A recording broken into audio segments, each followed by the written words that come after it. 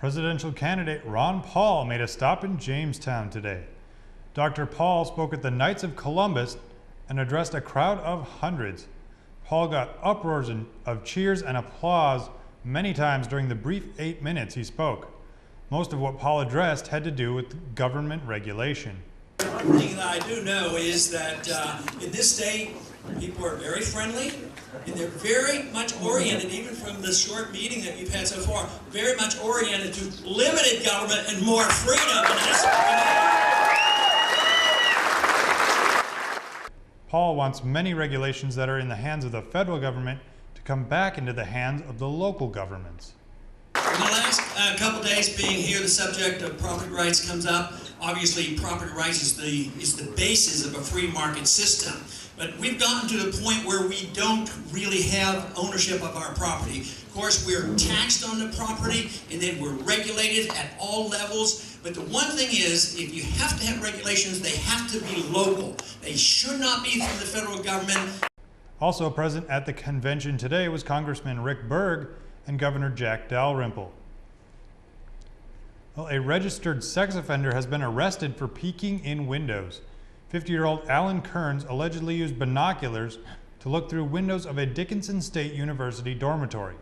He is charged with surreptitious intrusion. The incident took place Thursday at Woods Hall on the DSU campus. Kearns is classified as a moderate-risk sex offender. In 1994, he was convicted of sexual assault in Nebraska. Well, like it or not, it snowed today. Jessica Gulseth is in now to tell us if we have more on the way. Thanks. If you went outside this morning or this afternoon, you were graced with big but light snowflakes. It snowed for most of the day, and even though we didn't see much of the sun, we still managed to reach a high of 34 degrees. Eventually tonight, the snow will come to a halt and the temperatures will decrease to a low of 20 degrees. Tomorrow, partly sunny with again a high of 34 for the day and a low around 21 for the night.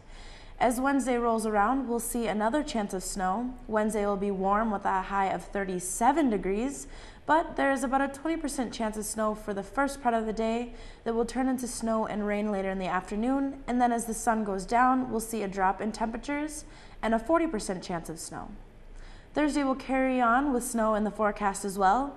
Thursday a high in the mid-30s with a 30% chance of snow that will diminish to a 20% chance for the night. Expect Friday and Saturday to continue with this trend. We'll see a chance of snow for both days. Well, we've sought after the snow for most of the winter. Looks like Mother Nature finally decided to bring it to us. That's all for today. Now back to you. Thanks, Jessica. Well, more North Dakotans are choosing to carry concealed weapons.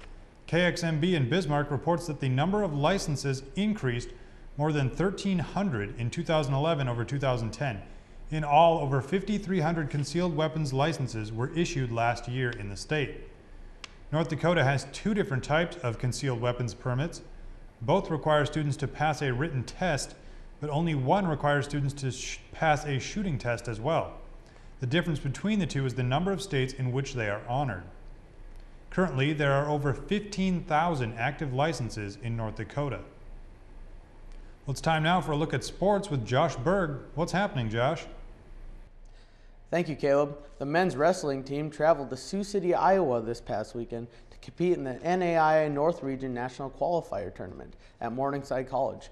The Jimmies did well, placing 4 wrestlers. Patrick Nord was a bright spot for the Jimmies. Nord, a former Enderlin graduate, pinned his way through the tournament and won the 165-pound division. Nord will be joined by Jacob Miller, Marlon Branson, and Sam Browd at the national tournament. Well, it was 2 wins on Saturday for the men's and women's basketball teams. Both teams won and both teams secured a #1 spot for the independent tournament. The men and women will play Saturday, February 25th. The women are scheduled for 1 p.m. and the men for 7 p.m. That's about it. If you didn't get to watch any sports this weekend, there was quite a bit of last-second shots.